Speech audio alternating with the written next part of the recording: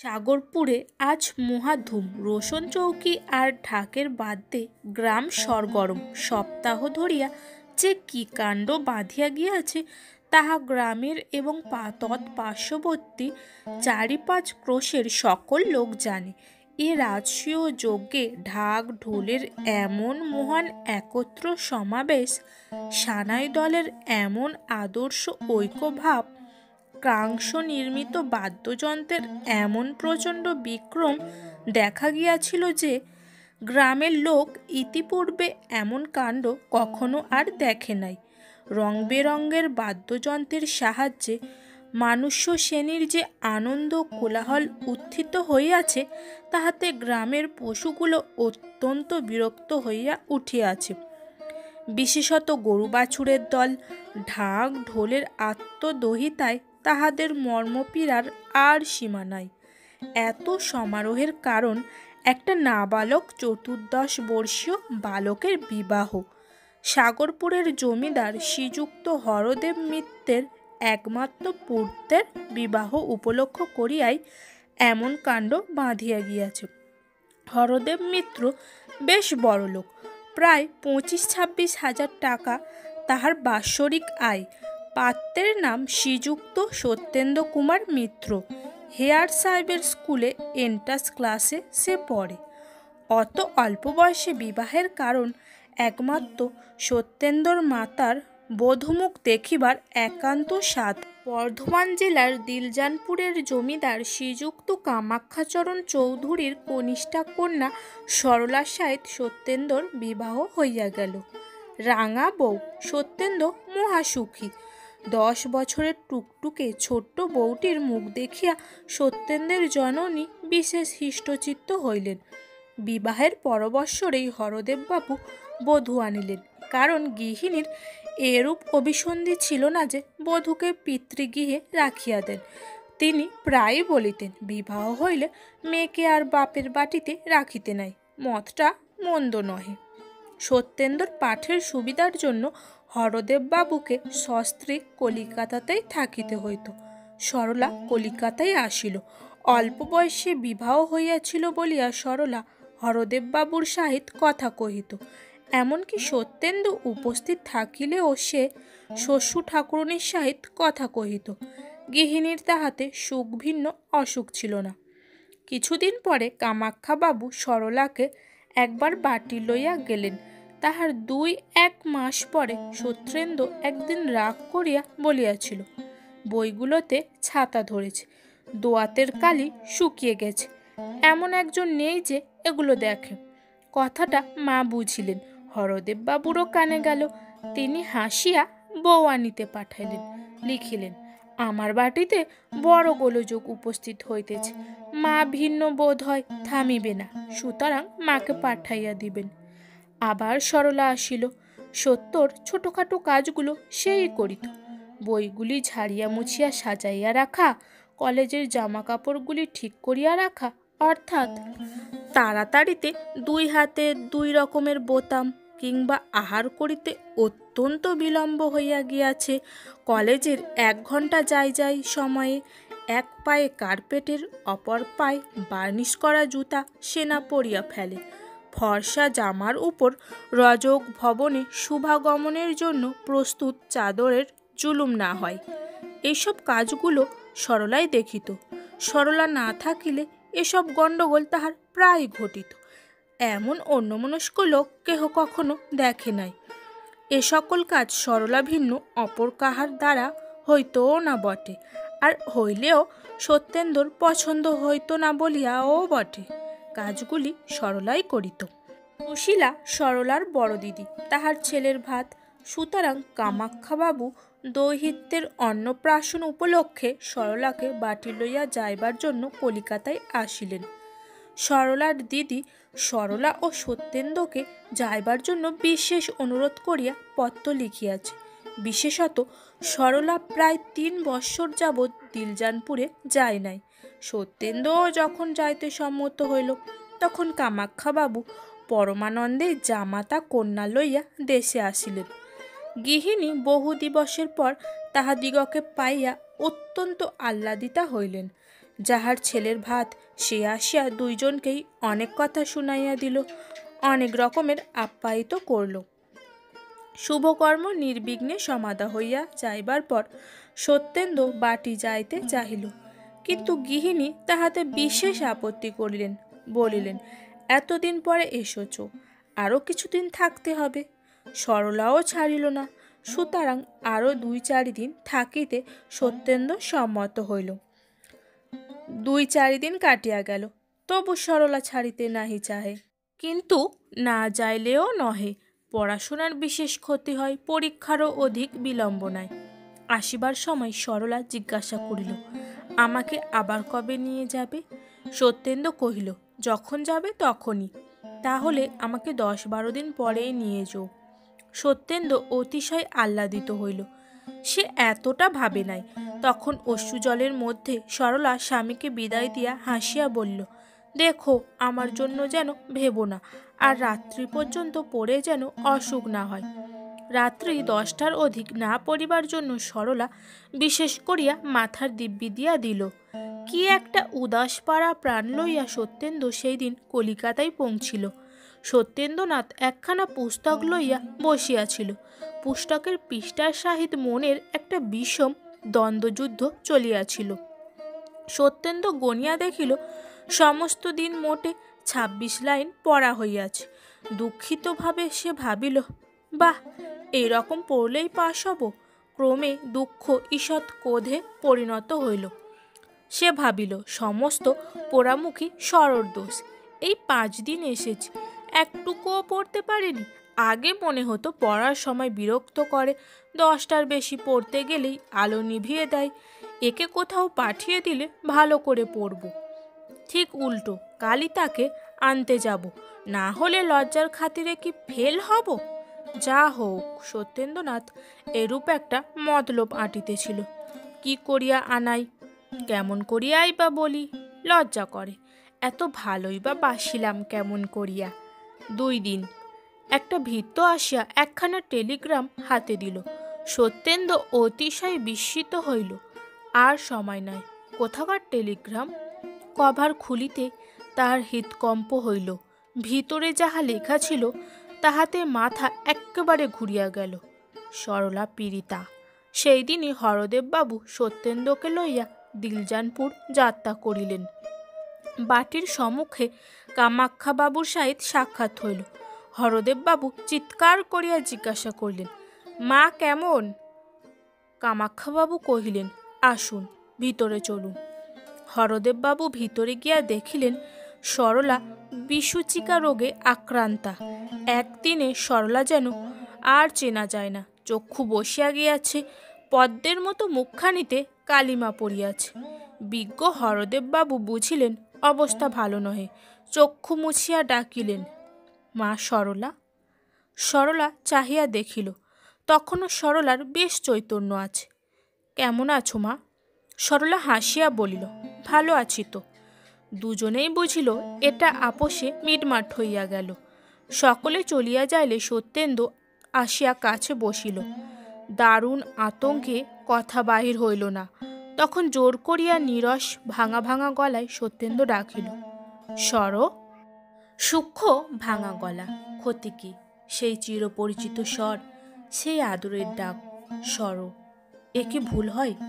সরলা স্বামীকে তামাশা করিতে বড় ভালোবাসিত। হাসিয়া বলল, কি নিতে এসেছ? কথা বসিয়া গিয়েছে। এতক্ষণ কোনো মতে সত্যেন্দু চোখের জল চাপা দিয়া রাখিয়াছিল। অবস্থা দেখিয়া সে বালির বাঁধ ভাঙিয়া গেল। সত্যেন্দু জানিত এ সময়ে কাঁদিতে নাই, কিন্তু পোড়া চোখের জলের কি সে বিবেচনা আছে? বেশ ধীরে ধীরে স্বচ্ছন্দে তাহারা একটির পর একটি করিয়া ফোঁটায় নামিতে আরম্ভ করিল। তাহারা যে সরলার অঙ্গে মিশিতেছে, এ অবকাশ তাহাদের কখনো হইয়াছে কি? কখনো হয় নাই। তোমরা কিংবা সরলার খাতিরে তাহারা কি এ সুযোগ ছাড়িয়া দিবে? সরলা স্বামীকে কখনো কাঁদিতে দেখে নাই, সেও কাঁদিল। অনেকক্ষণ পরে চক্ষু মুছিয়া সে বলল, ছি, কাঁদো কেন? পুরুষ মানুষের কি কাঁদতে আছে? এ কি, সরলা বটে, বেশ বুঝিয়াছ, অন্তর্দাহে তাহারা শুকাইয়া কাঠ হইয়া যাউক, এক ফোঁটা জল যেন না পড়ে। অশ্রু স্ত্রীলোকের জন্য, পুরুষের তাহাতে হাত দিবার অধিকার নাই। যন্ত্রণায় পুড়িয়া যাও, কাঁদিতে পাইবে না, কাঁদিলে স্ত্রীলোক হইয়া যাইবে। সরলা, এ ব্যবস্থা কি তোমরাই করিয়াছ? সরলা স্বামীর হাত আপনার হাতে টিপিয়া ধরিয়া কাঁদিয়া বলিল, পরজন্মে বিশ্বাস করো কি? সত্যেন্দু কাঁদিতে কাঁদিতে বলিল, করতাম কিনা জানি না, কিন্তু আজ হতে সম্পূর্ণ বিশ্বাস করব। সরলার মুখে ঈষৎ হাসির চিহ্ন প্রকাশ পাইল। ঔষধ খাওয়াইবার সময় হইয়াছে দেখিয়া কামাক্ষাবাবু ও হরদেববাবু এবং ডাক্তারবাবু কক্ষে প্রবেশ করিলেন। ডাক্তার নাড়ি টিপিয়া বলিলেন, আশা বড় কম, তবে ঈশ্বরের ইচ্ছা।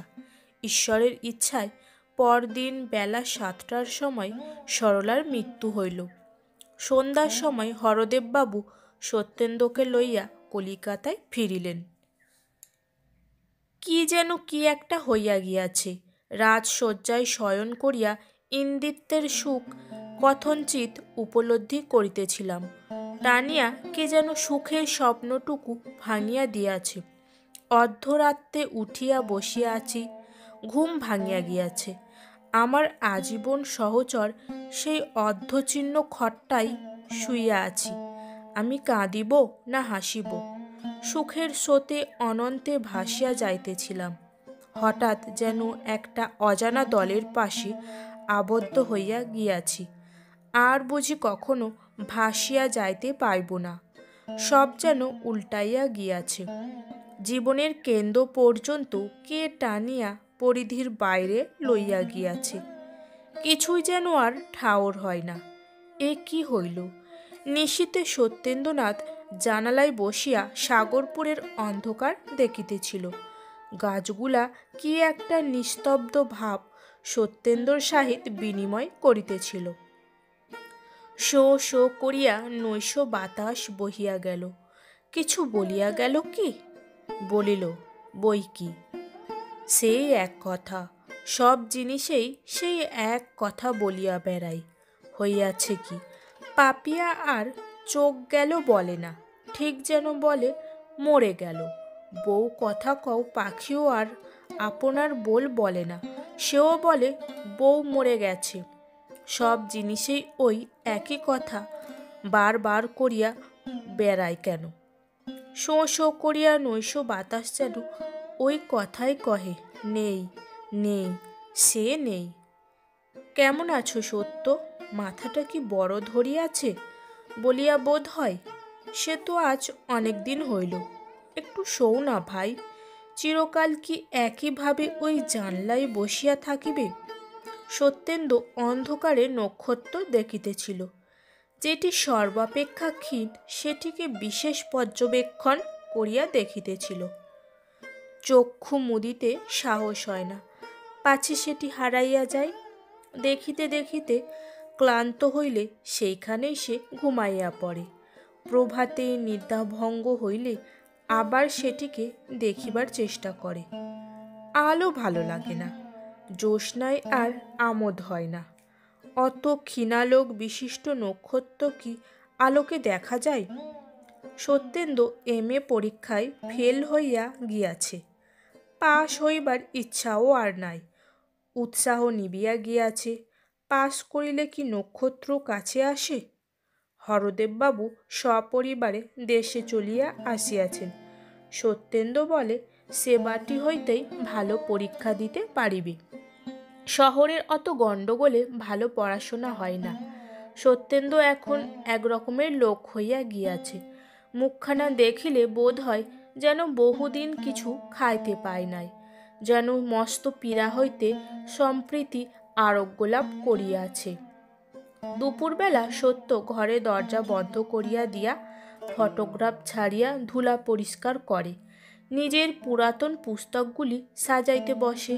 হারমোনিয়ামের ঝাঁপ খুলিয়া মিছামিছি পরিষ্কার করে। সরলার পরিষ্কৃত পুস্তকগুলো আরও পরিষ্কার করে। ভালো ভালো কাগজ খাম লইয়া সরলাকে পত্র লিখিয়া কি একটা শিরোনামা দিয়া নিজের বাক্সে বন্ধ করিয়া রাখে। সত্যেন্দ্রনাথ, তুমি একা নও, অনেকেরই কপাল তোমার মতো অল্প বয়সে পুড়িয়া যায়। সকলে কি তোমার মতো পাগল হয়? সাবধান সত্য, সকলেরই একটা সীমা আছে। স্বর্গীয় ভালোবাসারও একটা সীমা নির্দিষ্ট আছে। যদি সীমা ছাড়াইয়া যাও, কষ্ট পাইবে, কেহ রাখিতে পারিবে না। সত্যেন্দ্রর জননী বড় বুদ্ধিমতী। তিনি একদিন স্বামীকে ডাকিয়া বলিলেন, সত্য আমার কি হয়ে গেছে দেখছ? কর্তা বলিলেন, দেখছি তো, কিন্তু কি করি? আবার বিবাহ দাও, ভালো বউ হলে সত্য আবার হাসবে, আবার কথা কবে। সেদিন সত্য আহার করিতে বসিলে জননী বলিলেন, আমার একটা কথা শুনবে কি? তোমার আবার বিবাহ করতে হবে। সত্য হাসিয়া কহিল, এই কথা? তা বুড়া বয়সে আবার ও সব কেন?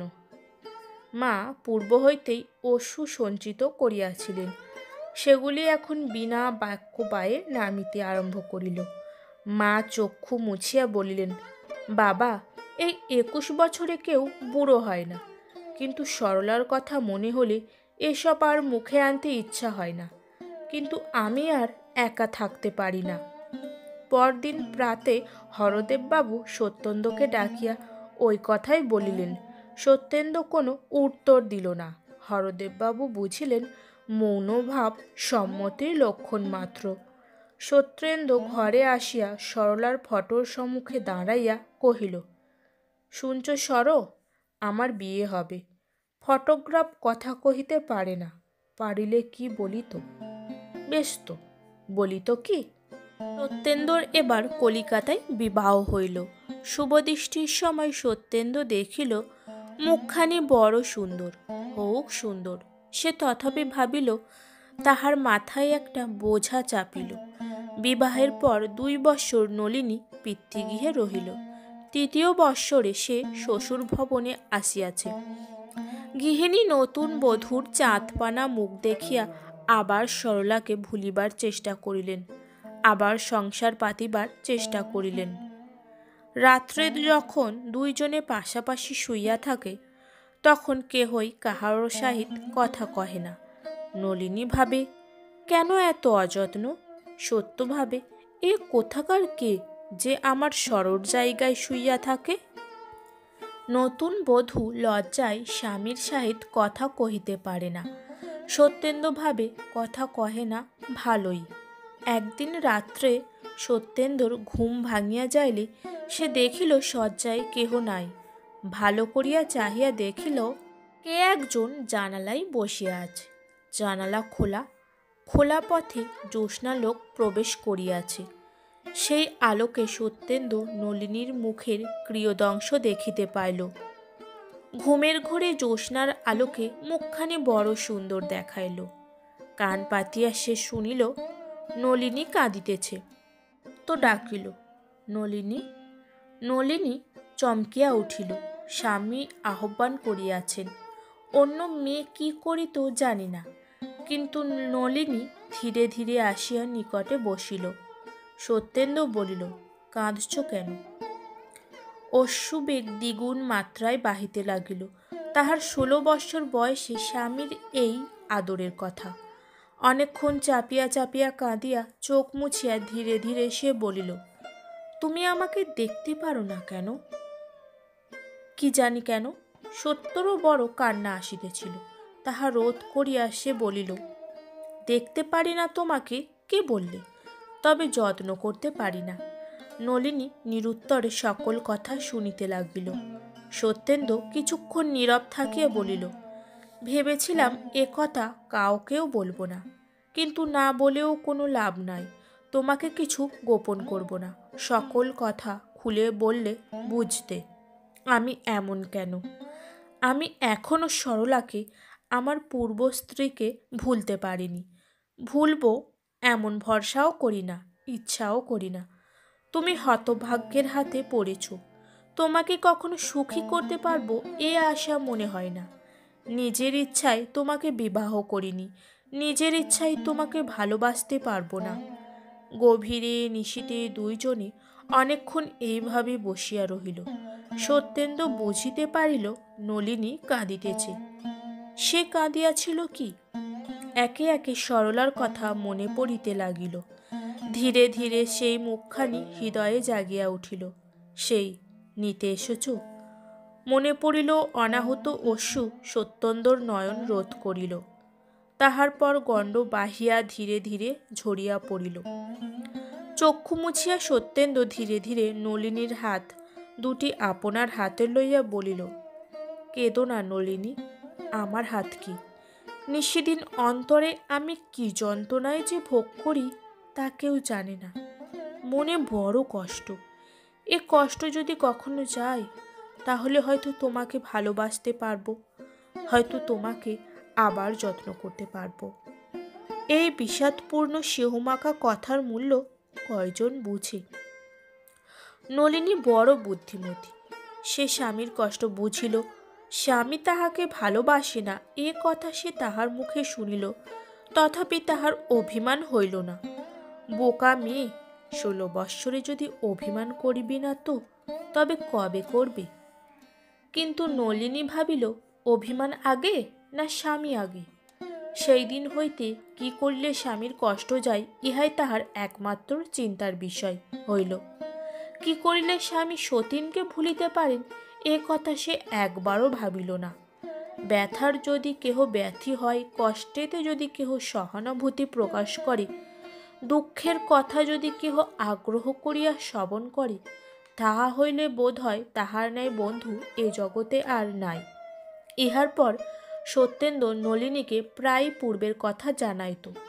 কত নিশা দুজনের এই একই কথায় অবসান হইত। সত্যেন্দ্র যে কেবল বলিত তাহা নহে, নলিনী আগ্রহের সহিত স্বামীর পূর্ব ভালোবাসার কথা শুনিতে ভালোবাসিত। 2 বৎসর গত হইয়াছে। নলিনীর বয়স এখন 18 বৎসর। তাহার আর পূর্বের মতো কষ্ট নাই।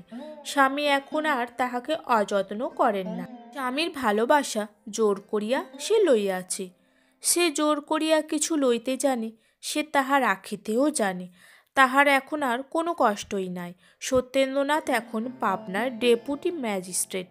স্ত্রীর যত্নে, স্ত্রীর ঐকান্তিক ভালোবাসায় তাহার অনেক পরিবর্তন হইয়াছে।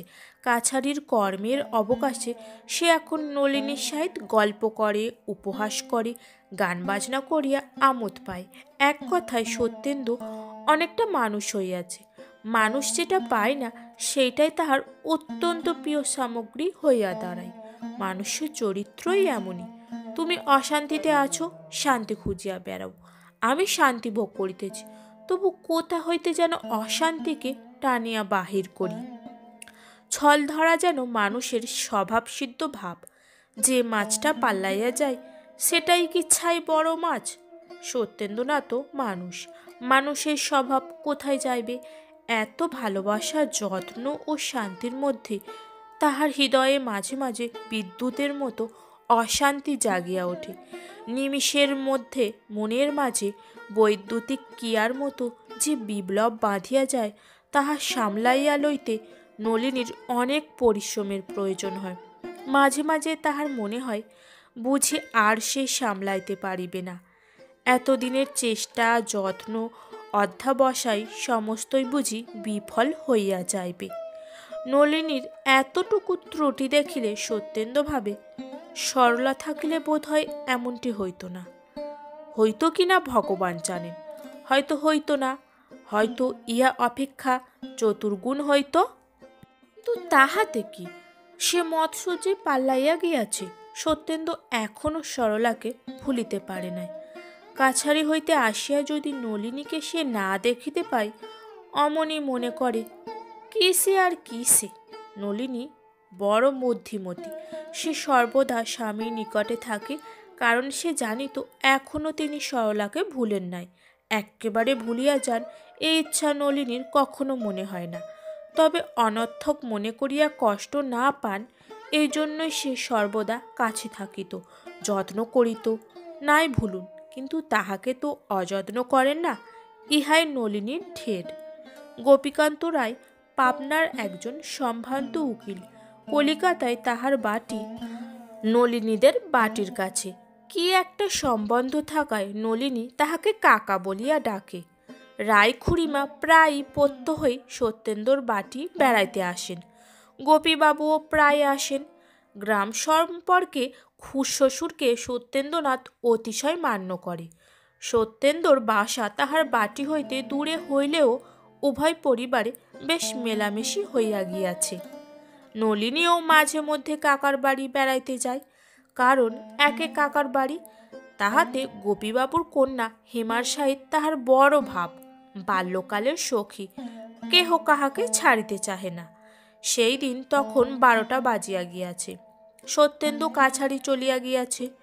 কোনো কর্ম নাই দেখিয়া নলিনী ছবি আঁকিতে বসিল, কিন্তু তৎক্ষণাৎ গড় গড় করিয়া একখানা গাড়ি ডেপুটি বাবুর বাড়ির সম্মুখে আসিয়া লাগিল। কে আসিল? হেম বুঝি? আর ভাবিতে হইল না। বিষম কোলাহল করিতে করিতে হেমাঙ্গিনী আসিয়া উপস্থিত হইল। হেমা আসিয়া এক্কেবারে নলিনীর চুল ধরিল, কহিল, আর লেখাপড়ার দরকার নেই, ওঠ, আমাদের বাড়ি চল, কাল দাদার বউ এসেছে। নলিনী কহিল, বউ এসেছে? সঙ্গে আনলে না কেন? হেম কহিল, তা কি হয়, নতুন এসেছে, হঠাৎ তোর এখানে আসবে কেন? নলিনী কহিল, আমি তবে যাব কেন? হেমাঙ্গিনী হাসিয়া বলিল, তোর ঘাড় যাবে, এই আমি টেনে নিয়ে যাচ্ছি। চুল ধরিয়া টানিয়া লইয়া যাইলে নলিনী কেন, অনেকেরই যাইতে হইতো, নলিনীকেও যাইতে হইল। যাইতে নলিনীর বিশেষ আপত্তি ছিল, কারণ তাহাদের বাটি যাইলে ফিরিয়া আসিতে বিলম্ব হইত। 2-1 দিন নলিনীর বাটি ফিরিবার পূর্বেই সত্যেন্দ্রনাথ কাছারি হইতে ফিরিয়াছিলেন। সেইরূপ অবস্থায় সত্যেন্দ্রর বড় অসুবিধা হইত। তিনি কিছু মনে করুন আর নাই করুন, নলিনীর বড় লজ্জা করিত, কারণ সে জানিত কাছারি হইতে ফিরিয়া আসিয়া তাহার হাতের বাতাস না খাইলে স্বামীর গরম ছুটিত না। বিধাতার ইচ্ছা, বহু চেষ্টায় আজও সে 7টার পূর্বে ফিরিতে পারিল না। আসিয়া সে দেখিল সত্যেন্দ্র সংবাদপত্র পাঠ করিতেছে। তখনও কিছু আহার করে নাই। খাওয়াইবার ভার নলিনী আপন হস্তেই রাখিয়াছিল। কাছে আসিয়া সত্যেন্দ্র হাসিল, কিন্তু সে হাসি নলিনীর ভালো বোধ হইল না। সে অন্তরে শিহরিয়া উঠিল। আসন পাতিয়া নলিনী খাবার খাওয়াইতে চেষ্টা করিল, কিন্তু সত্যেন্দু কিছু স্পর্শও করিল না। ক্ষুধা এক্কেবারেই নাই। বহু সাধ্য সাধনাতেও সে কিছু খাইল না। নলিনী বুঝিল এ অভিমান কেন। আজ হেমাঙ্গিনী শ্বশুর বাড়ি যাইবে, তাহার স্বামী উপেনবাবু তাহাকে লইতে আসিয়াছেন। নলিনী বহু দিবস হেমার সহিত দেখা করিতে যাই নাই। আজ সে হেমা অনেক দুঃখ করিয়া তাহাকে যাইতে লিখিয়াছে।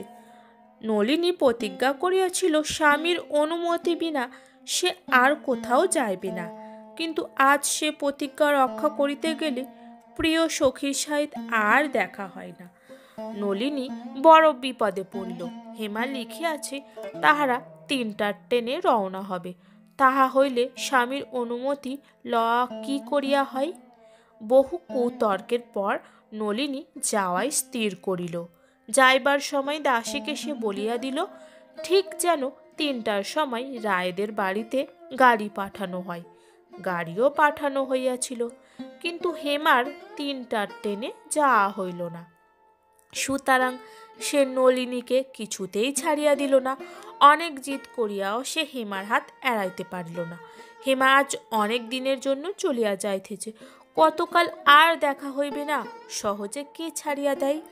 বাটি ফিরিতে বিলম্ব হইলে স্বামী রাগ করিবেন এ কথা বলিতে নলিনীর লজ্জা হইতেছিল। সহজে এ কথা কে বলিতে চাহে? এ হীনতা কে স্বীকার করে, বিশেষত এই বয়সে?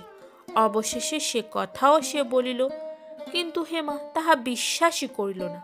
সে হাসিয়া বলিল, বোকা বুঝিও না, রাগারাগির ব্যাপার আমি ঢের বুঝি, উপেনবাবুও অনেক রাগ করতে জানেন। কথাটা হেমা হাসিয়া উড়াইয়া দিল। কিন্তু নলিনী মর্মে পীড়া পাইল। সকলের স্বামী কি এক ছাঁচে গড়া? সকলে কি উপেনবাবুর মতো? নলিনী যখন ফিরিয়া আসিল তখন রাত্রি 10টা বাজিয়া গিয়াছে। আসিয়া সে শুনিল বাবু বাহিরে শয়ন করিয়াছেন। মাতঙ্গিনী ওরফে মাতু, নলিনীর বাপের বাড়ির ঝি, সে নলিনীর সহিত আসিয়াছিল। অনেক দিনের লোক, বিশেষ সে নলিনীকে অত্যন্ত স্নেহ করিত। তাই সে নলিনীকে আজ বিলক্ষণ 10 কথা জানাইয়া দিল। বাটির মধ্যে সেই কেবল জানিত সত্যবাবু বিলক্ষণ রাগ করিয়াই বাহিরে শয্যা রচনা করিবার আদেশ দিয়াছেন। গভীর রাত্রে যখন শয্যায় শয়ন করিয়া চক্ষু মুদ্রিত করিয়া সত্যেন্দ্রনাথ পূর্বস্মৃতি জাগাইয়া তুলিবার চেষ্টা করিতেছিল, যখন সেই বহুদিনগত প্রফুল্ল কমল সাদৃশ্য সরলার মুখের সহিত নলিনীর মুখের ঈষৎ সাদৃশ্য আছে কিনা বিবেচনা করিতেছিল, যখন সরলার ভালোবাসার নিকট নলিনীর ভালোবাসা সাগরের নিকট গোষ্পদের জল ধারণা করিবার জন্য মনের মধ্যে বিষম ঝটিকার উৎপত্তি করিতেছিল, তখন ধীরে ধীরে দ্বার খুলিয়া নলিনী সে গৃহে প্রবেশ করিল। সত্যেন্দু চাহিয়া দেখিল নলিনী। নলিনী আসিয়া সত্যেন্দুর পদতলে বসিল। সত্যেন্দু চক্ষু মুদ্রিত করিল। বহুক্ষণ এইভাবে কাটিয়া গেল দেখিয়া সত্যেন্দ্রনাথ বিরক্ত হইল। পার্শ্ব পরিবর্তন করিয়া পুরুষভাবে স্পষ্ট স্বরে কহিল, তুমি এখানে কেন? নলিনী কাঁদিতেছিল, সে কথা কহিতে পারিল না। কান্না দেখিয়া ডেপুটি বাবু আর একটু ক্রুদ্ধভাবে বলিল, রাত হয়েছে, যাও ভিতরে গিয়ে শোওগে। নলিনী কাঁদিতেছিল। এবার চোখের জল মুছিয়া সে বলিল, তুমি শোবে চলো। সত্য ঘাড় নাড়িল, বলিল, আমার বড় ঘুম পেয়েছে, আর উঠতে পারবো না। কাঁদিলে সত্যেন্দু বিরক্ত হয়। নলিনী চোখের জল মুছিয়া স্বামীর কাছে আর সে কাঁদিবে না। ধীরে ধীরে পায়ের উপর হাত রাখিয়া নলিনী বলিল, এবার আমাকে ক্ষমা করো, এখানে তোমার বড় কষ্ট হবে, ভিতরে চলো। সত্যেন্দু আর ভিতরে যাইবে না প্রতিজ্ঞা করিয়াছে। সে বলিল, কষ্টের কথা এত রাত্রে আর ভেবে কাজ নেই, তুমি শোওগে, আমিও ঘুমুই। নলিনী সত্যেন্দুকে চিনিত। সে সমস্ত রাত্রি আপনার ঘরে বসিয়া কাঁদিয়া কাটাইল। বলি, ও হেমাঙ্গিনী, একবার দেখিয়া গেলে না, রাগারাগির ব্যাপার তুমি বোঝো ভালো, একবার মিটাইয়া দিবে নাকি? পরদিনে সত্যেন্দু বাটির ভিতর আসিল না বা নলিনীর সহিত সাক্ষাৎ করিল না। নলিনীর একখানা পত্র মাতু সত্যেন্দুর হাতে দিয়াছিল। সে সেখানা না পড়িয়াই মাতঙ্গিনীর সম্মুখে ছিঁড়িয়া ফেলিয়া দিয়া বলিল, এসব আর এনো না। 4-5 দিন পরে একদিন নলিনীর বড় দাদা শ্রীযুক্ত নরেন্দ্রনাথ পাবনায় আসিয়া পৌঁছিলেন। হঠাৎ দাদাকে দেখিয়া নলিনী অতিশয় সন্তুষ্ট হইল, কিন্তু ততোধিক বিস্মিত হইল। দাদা যে? নরেন্দ্রবাবু নলিনীর সহিত সাক্ষাৎ করিয়া হাসিয়া বলিলেন, বাড়ি যাবার জন্য এত ব্যস্ত হয়েছিস কেন বোন? ব্যস্ত? কথাটার অর্থ নলিনী তখনই বুঝিয়া ফেলিল। হাসিয়া সে বলিল, তোমাদের যে অনেকদিন দেখিনি তাই। যেদিন স্বামীর চরণে প্রণিপাত করিয়া নলিনী দাদার সহিত গাড়িতে উঠিল, সে রাত্রে সত্যেন্দ্রনাথ একটুকুও ঘুমাইতে পারিল না। সমস্ত রাত্রি ধরিয়া সত্যেন্দু ভাবিতেছিল, এতটা না করিলেও চলিতে পারিত। অনেকবার সত্যর মনে হইয়াছিল, এখনো সময় আছে, এ সময়ও গাড়ি ফিরাইয়া আনি। কিন্তু হায় রে অভিমান, তাহারই জন্য সে তার স্ত্রীকে ফিরাইয়া আনা হলো না। আর যাইবার সময় মাতুও সঙ্গে গিয়াছিল। সেই কেবল যাইবার যথার্থ কারণ জানিত। নলিনী মাতুকে বিশেষ করিয়া বলিয়া দিয়াছিল যেন সে বাটিতে কোনো কথা না বলে। সে মনে করেছিল এ কথা প্রকাশ করিলে স্বামীর অপযশ করা হইবে। ভালো হোক আর মন্দ হোক, তাহার স্বামীর লোকে মন্দ বলিবার কে? পিতৃগৃহে যাইয়া নলিনী পিতামাতার চরণে প্রণাম করিল, ছোট ভাইটিকে কোলে লইল। শুধু সে হাসিতে পারিল না। মা বলিলেন, নলিনী আমার একদিনের গাড়ির পরিশ্রমে একেবারে শুকিয়ে গেছে, কিন্তু সে সূক্ষ্ম মুখ আর প্রফুল্ল হইল না। পৃথিবীতে প্রায় দেখা যায় একটা সামান্য কারণ হইতে গুরুতর অনিষ্টের উৎপত্তি হয়। শূর্পণখার ঈষৎ চিত্ত চাঞ্চল্যই স্বর্ণলঙ্কা ধ্বংসের হেতু হইয়াছিল। অকিঞ্চিৎকর রূপ লালসার জন্য শুধু ট্রয়নগর ধ্বংস হইয়া গেল। মহানুভব রাজা হরিশ্চন্দ্র অতি সামান্য কারণেই অমন বিপদগ্রস্ত হইয়াছিলেন। জগতে এরূপ দৃষ্টান্ত বিরল নহে। এখানেও একটা সামান্য অভিমানে বিষম বিপত্তি ঘটিয়া উঠিল। সত্যেন্দ্রনাথের দোষ দেব কি? নলিনী কখনো অভিমান করে নাই। স্বামীর কষ্টের কথা মনে করিয়া সে নীরবে সমস্ত সহ্য করিত। আর পারিল না। সে ভাবিল, এই ক্ষুদ্র কারণে যে স্বামী কর্তৃক পরিত্যক্ত হয়, সে মরে না কেন? দারুণ অভিমানে নলিনী শুকাইতে লাগিল। ওদিকে সত্যেন্দ্রর অভিমান ফুরাইয়া গিয়াছে। এক দণ্ড না থাকিলে যাহার চলে না, তাহার এই মিছা অভিমান কতদিন থাকে? অভিমান দারুণ কষ্টের কারণ হইয়া দাঁড়াইয়াছে। সত্যেন্দ্র প্রত্যহ চাহিয়া থাকে, আজ হয়তো নলিনীর পত্র আসিবে, হয়তো সে লিখিবে, আমায় লইয়া যাও। সত্যেন্দ্র ভাবে, তাহা হইলে মাথায় করিয়া লইয়া আসিব, আর কখনো এরূপ অন্যায় ব্যবহার করিব না। কিন্তু ভবিতব্য কে অতিক্রম করিবে? যাহা হইবার তাহা হইবেই। তুমি আমি ক্ষুদ্র পানি মাত্র। আজকাল করিয়া 6 মাস কাটিয়া গেল। হতভাগিনী কোনো কথা লিখিল না। পাপিষ্ঠ সত্যেন্দ্রনাথ ভাঙিল, কিন্তু মচকাইল না। 6 মাস কাটিয়া গেল। ক্রমশ সত্যেন্দ্রনাথের অসহ্য হইল। লুপ্ত অভিমান আবার দৃপ্ত হইয়া উঠিল। ক্রোধ আসিয়া তাহাতে যোগ দিল। হিতাহিত জ্ঞান রহিত সত্যেন্দ্রনাথ নিজের দোষ দেখিল না। ভাবিল, যাহার অহংকার এত, তাহার প্রতিশোধও তদ্রূপ প্রয়োজন। কেহই নিজের দোষ দেখিল না। সেই অর্ধমিলিত হৃদয় দুইটি আবার চিরকালের জন্য বিভিন্ন হইয়া চলিল। যৌবনের প্রারম্ভে সংকুচিতা লতাকে কে টানিয়া বাড়াইয়াছিল, কিন্তু আর সহে না, এবার ছিঁড়িবার উপক্রম হইল। সত্যেন্দ্রনাথ, তোমার দোষ দিই না, তাহারও দিই না। দুইজনেই ভুল করিয়াছ, দোষ করো নাই। ভুল দেখাইতে পারিলে আত্মগ্লানি কাহার যে অধিক হইত, তাহা ভগবানই জানেন। আমরাও বুঝিতে পারিতাম না, তোমরাও পারিতে না। বুঝিতে পারি না, কি আকাঙ্ক্ষায় কি স্বাদ পূর্ণ করিতে তোমরা এতটা করিলে। অমন রূপে গুণে বউ পুত্রের পছন্দ হয় না, গৃহিণীর বড় দুঃখ। অমন চাঁদপানা বউ লইয়া ঘর করিতে পারিলেন না ভাবিয়া গৃহিণী অত্যন্ত বিমর্ষ হইয়া আছেন। জননীর শত চেষ্টাতেও পুত্রের মত ফিরিল না। এখন আর উপায় কি? ছেলেরই যদি পছন্দ হইল না, তখন কিসের বউ?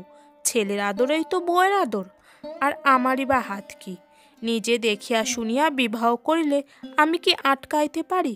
ইত্যাদি মৃদু বচন আওড়াইতে আওড়াইতে অভ্যানুসারে গৃহিণী বরণডালা সাজাইতে বসিলেন। 2 বৎসর পূর্বে হরদেববাবুর মৃত্যু হইয়াছিল।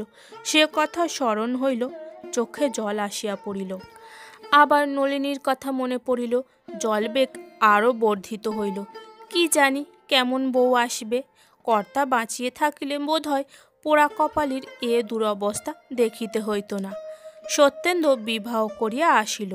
মা বউ বরণ করিয়া ঘরে তুলিলেন। আবার পোড়া চোখে জল আসিল। জল মুছিতে মুছিতে তিনি বলিলেন, চোখে কি পড়েছে? কেবল জল আসছে। গিরিবালা বড় মুখ ফর্মে, বিশেষত নলিনী সাহিত তাহার বেহান পাতানো ছিল। সে বলিয়া ফেলিল, এই বয়সে 3 বার, আরও কতবার চোখে কি পড়বে কে জানে। কথাটা গৃহিণী শুনিলেন, সত্যরও কানে গেল। কাল সাধের ফুলশয্যা। কোথা হইতে একটা ভারী জমকালো রকম তত্ত্ব আসিয়াছে। বর কনের ঢাকাই শাড়ি, ধুতি, চাদর ইত্যাদি বড় সুন্দর রকমের। কনের বারাণসী চেলিখানির মতো সুন্দর চেলি গ্রামে ইতিপূর্বে কেহ দেখে নাই। সকলেই জিজ্ঞাসা করিতেছে, কোথাকার তত্ত্ব? একবার ঢোক গিলিয়া বলিতেছেন, সত্যর কে একজন বন্ধু পাঠিয়েছে। গৃহিণীর চোখে জল চাপিয়া, যথার্থ সংবাদ চাপিয়া, হাসি কান্না মিশ্রিত মুখে তত্ত্বের মিষ্টান্নাদি বন্টন করিলেন। সকলে যে যার ভাগ লইয়া চলিয়া গেল। যাইবার সময় রাজবালা বলিল, বেশ তত্ত্ব করেছে। নিত্যকালী বলিল, তা আর হবে না, বড়লোক তত্ত্ব পাঠালে এমনই পাঠায়।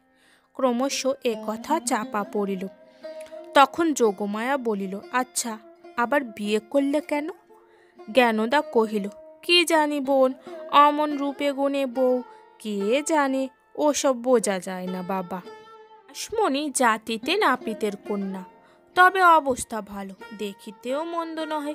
এই নাকটি সামান্য চাপা মাত্র।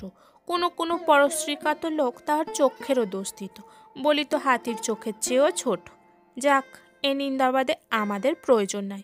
রাসমণি একটু হাসিয়া বলিল, তোমাদের ঘটে যদি বুদ্ধি থাকতো তাহলে কি আর ও কথা বলো? ছুরি সদা সর্বদা যে ফিকফিক করে হেসে কথা বলতো, তাতেই আমার সন্দেহ হয়েছিল। স্বভাব চরিত্র মন্দ না হলে চাকরির স্থান থেকে তাড়িয়ে দেয়, আবার বিয়ে করে। মুখে কিছু না বলিলেও কথাটা অনেকের মতের সাথে মিলিল। ইহার 2-1 দিন পরে গ্রামের প্রায় সকলেই জানিল যে রাসমণি জমিদার বাড়ির গূঢ় রহস্য ভেদ করিয়াছে। নাপিতের মেয়ে না হইলে এত বুদ্ধি কি বামুন কায়দের মেয়ের হয়? কথাটা অনেকেই স্বীকার করিল। এবার গৃহিণীর পালা। এ কথা যখন তাহার কানে গেল, তিনি ঘরের কপাট বন্ধ করিয়া একেবারে ভূমে লুটাইয়া পড়িলেন। আমার নলিনী কুলোটা! কি জানি কেন গৃহিণী সরলা অপেক্ষা নলিনীকে অধিক ভালোবাসিয়াছিলেন। জন্মের মতো সেই নলিনীর কপাল ভাঙিয়া গিয়াছে। গৃহিণী মনে মনে ভাবিলেন, সত্য হয় ভালোই, না হয় আমি নলিনীকে লইয়া কাশিবাসী হইব।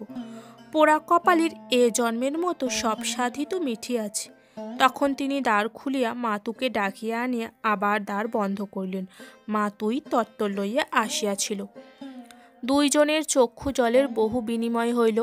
কেমন করিয়া নলিনীর সোনার বর্ণ কালি হইয়াছে, কি অপরাধে সত্যেন্দ্র তাহাকে পায়ে ঠেলিয়াছে, কত কাতর বচনে সে ঠাকুরানীকে প্রণাম জানাইয়াছে ইত্যাদি বিবরণ মাতঙ্গিনী বেশ করিয়া বিনাইয়া চক্ষু মুছিতে মুছিতে গৃহিণীকে শুনাইল।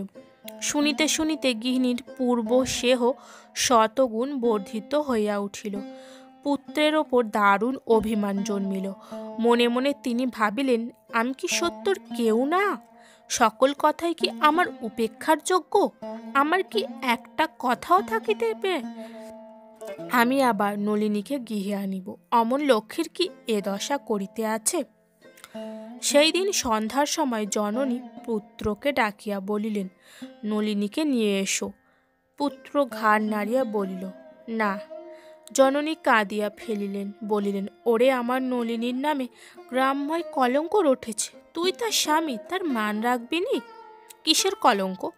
অমন করিয়ে তাড়িয়ে দিয়ে আর একটা বিয়ে করলে আমি কার মুখ বন্ধ করব? মুখ বন্ধ করে কি হবে মা? তবু আনবি নি? না। জননী অতিশয় রেগে গেলেন। কিরূপ রাগতে হইবে এবং তখন কি কথা বলিতে হইবে তাহা তিনি পূর্ব হইতেই স্থির করিয়া আসিয়াছিলেন। সুতরাং কিছু ভাবিতে হইল না। বলিলেন, তবে কালই আমাকে কাশী পাঠিয়ে দাও। আমি এখানে এক দণ্ড আর থাকতে চাই না। সত্য আর সে সত্য নাই। সরলার আদরের ধন, কীরার দ্রব্য, শখের জিনিস। অন্যমনস্ক উচ্চমনা সরল হৃদয় প্রফুল্ল বদন স্বামী। নলিনীর বহু যত্নের বহু ক্লেশের মনের মতো সত্যেন্দ্রনাথ আর নাই। সেও বুকে পাষাণ চাপাইয়াছে। লজ্জা শরম হিতাহিত জ্ঞান সকলই হারাইয়াছে। সে অনায়াসেই বলিল, তোমার যেখানে ইচ্ছা হয় যাও, আমি আর কাউকেও আনতে পারবো না। সত্যর মুখে এ কথা শুনিবেন মা তাহা স্বপ্নেও ভাবেন নাই। কাঁদিতে কাঁদিতে চলিয়া গেলেন। যাইবার সময় একবার বলিলেন, বউ আমার কুলোটো নাই, তা বেশ যেন। গ্রামের লোকের যা ইচ্ছা হয় বলে, কিন্তু আমি কখনো তা বিশ্বাস করব না। পরদিন পিসিমা সত্যেন্দ্রকে ডাকিয়া বললেন, তোমার এক বন্ধু তোমাকে তত্ত্ব করেছ, দেখছ কি? সত্য ঘাড় নাড়িল, বলিল, না। কে বন্ধু? জানি না, বসো, কাপড়গুলো নিয়ে আসি। অল্পক্ষণ পরে পিসিমা এক তারা কাপড় লইয়া আসিলেন। সত্য দেখিল বেশ মূল্যবান বস্ত্র। সে বিস্মিত হইল, কোন বন্ধু পাঠাইয়াছে। চেলিখানি বেশ করিয়া দেখিতে দেখিতে সে লক্ষ্য করিল এক কোণে কি একটা বাঁধা আছে। খুলিয়া দেখিল একখানা ক্ষুদ্র পত্র। হস্তাক্ষর দেখিয়া সত্যেন্দ্রর মাথা ঝনাত করিয়া উঠিল। লেখা আছে, ভগিনী, সেহের উপহার প্রত্যাখ্যান করিতে নাই। তোমার দিদি যাহা পাঠাইল গ্রহণ করিও। সে রাতের ফুলশয্যা সত্যেন্দ্রর পক্ষে কণ্টকশয্যা হইল। যুবার অভিমান কোনো বালককে দেখিয়াছ কি? সত্যেন্দ্রর ন্যায় অভিমান করিয়াও এতটা অনার্থপাত করিতে কোনো বালককে দেখিয়াছ কি? ছেলেবেলায় পুস্তক লইয়া খেলা করিতাম বলিয়া পিতার নিকট শাস্তি ভোগ করিয়াছি। সত্যেন্দ্রনাথ, তুমি হৃদয় লইয়া খেলা করিয়াছ, শাস্তি পাইবে। ভয় হয় কি তোমার? পাপী যদি মরিয়া যায়, প্রায়শ্চিত্ত ভোগ করিবে কে? সত্যেন্দ্রনাথের জীবনের প্রত্যেক দিন এক একটা দুঃসহ বোঝা লইয়া আসে। সমস্ত দিন ছটফট করিয়াও যেন সে বোঝা আর নামাইতে পারে না। সত্যেন্দ্রর মাঝে মাঝে বোধ হয় যেন তাহার অতীত জীবন সমস্ত বিস্মৃত হইয়া গিয়াছে। শুধু কিছুতেই ভুলিতে পারে না তাহার সাধের নলিনী পাবনায় চরিত্রহীনা হইয়াছিল, তাই সে তাহার স্বামী কর্তৃক পরিত্যাগ হইয়াছে। প্রায় 2 মাস গত হইল, সত্যেন্দ্রনাথের বিবাহ হইয়াছে। আজ একখানা পত্র ও একটি ছোট্ট পার্সেল আসিয়া সত্যেন্দ্রর নিকট পৌঁছিল। পত্রটি নলিনীর দাদা নরেন্দ্রবাবু সেখানি এই।